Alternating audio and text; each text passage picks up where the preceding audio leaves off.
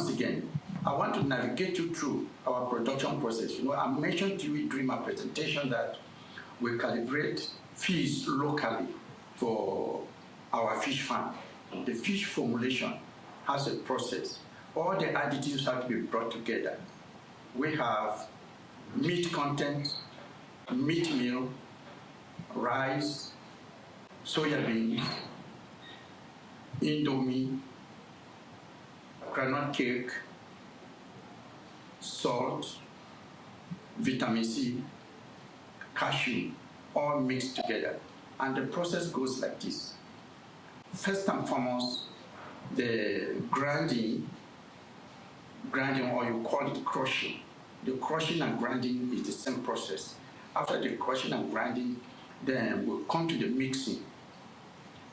After the mixing, then the palleting. After the palleting, then the drying, which is the finishing process. We do the drying and then package.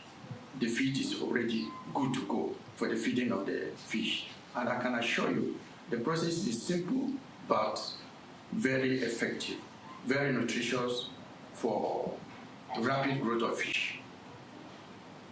I have tested it in my farm.